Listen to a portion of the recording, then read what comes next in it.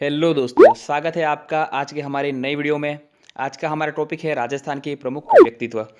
ठीक है, हमने इस टॉपिक को दो पार्ट में बांटा है, तो यह पहला पार्ट है। ठीक, तो दोस्तों वीडियो को अंत तक पूरा देखना है और हमारे चैनल को सब्सक्राइब ज़रूर करें।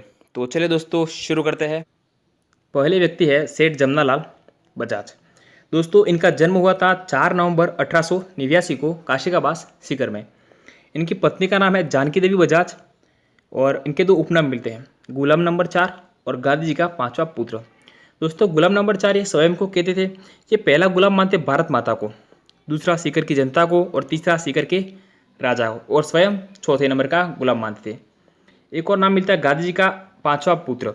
दोस्तों 1920 में कांग्रेस का जो नागपुर अधिवेशन हुआ था, उसमें गांधी जी के सिद्धांतों की पालना करने के कारण इनको गांधी जी के पांचवें पुत्र की संज्ञा दी गई थी।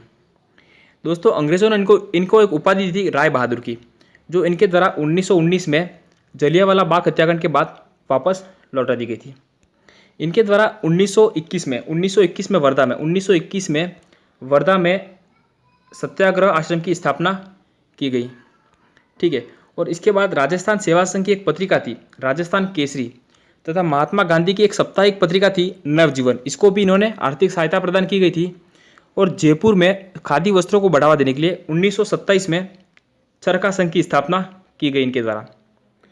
दोस्तों जयपुर प्रजामंडल का पुनर्गठन इन्होंने 1938 में किया और 1942 में गांधी जी ने इनको गौ सेवा सदन की जिम्मेदारी सौंपी थी। ठीक है, और भारत सरकार के द्वारा 1970 में इन पर 20 पैसे का डाक टिकट जारी किया था। यह रहा डाक टिकट, 20 पैसे का डाक टिकट इनके ऊपर जारी किया गया था। कब? 1970 को। ठीक है, अगले व्यक्ति है केसरी सिंह बारड़। इनका जन्म हुआ था 21 नवंबर 1872 में देवपुरा खेड़ा भिलवाड़ा में।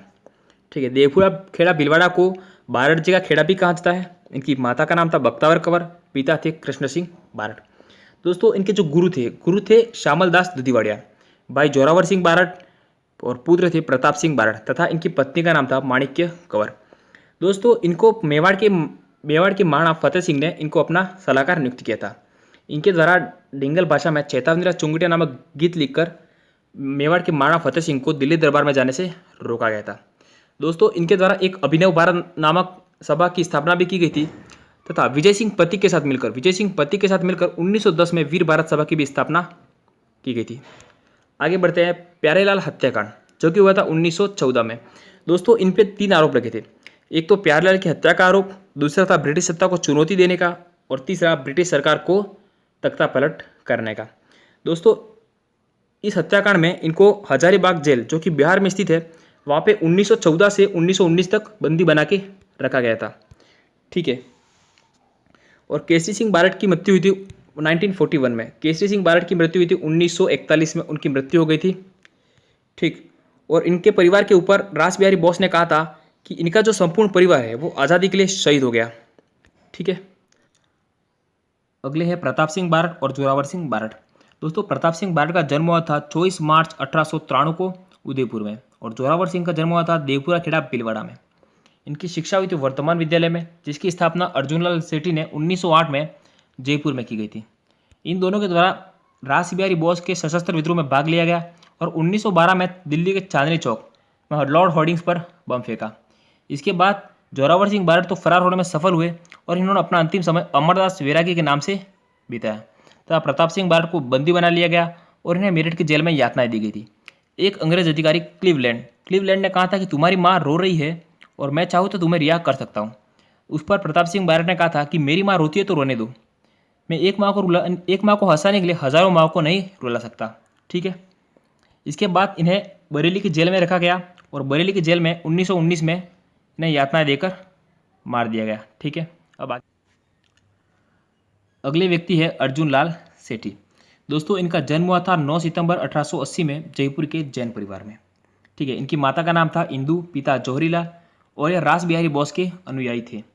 इनके द्वारा लखनऊ विश्वविद्यालय से बीए की उपाधि धारण की, और जयपुर के जो जैन परिवार था उसमें बीए की उपाधि धारण करने वाले यह प्रथम व्यक्ति थे। इनको जयपुर के शासक सवाई माधो सिंह सेकंड ने जो छोमू का जिलाध्यक्ष बनाने का प्रस्ताव दिया था, तब इन्होंने एक जबरदस्त पंक्ति बोली थी कि अगर अर्जुनलाल सेठी नौकरी करेगा तो भारत को अंग्रेजों की दास्ता से मुक्त कौन करवाएगा। ये पंक्ति किसकी? अर्जुनलाल सेठी की है। इनके कुछ उपनाम मिलते हैं। इन्हें राज्य में उग्र क्रांति के जनक भी माना जाता है और राजस्थान के रास बिहारी बोस भी कहा जाता है। इनके कुछ और उपनाम है। इन्हें राजस्थान का दधी जी, राजस्थान का चंद्रशेखर आजाद या राजस्थान में नव जागरण का अग्रदूत भी कहा जाता है। ठीक है, आगे है नीमाज हत्याकांड, जो कि हुआ था 1912 में नीमाज गांव बिहार में। इसमें मोतीराम तथा अर्जुनलाल सेठी ने एक महंत की हत्या कर दी थी धन प्राप्त करने के लिए।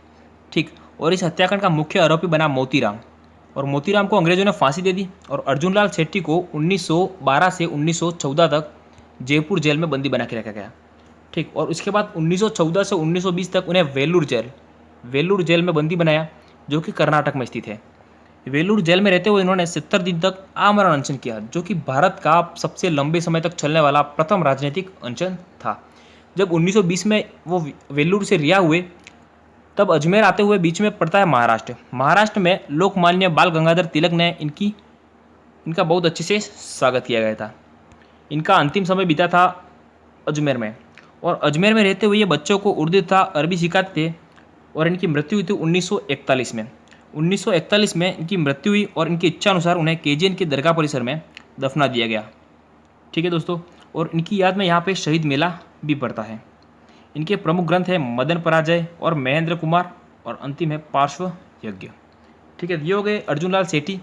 अब आगे बढ़ते हैं भोगीलाल पंड्या।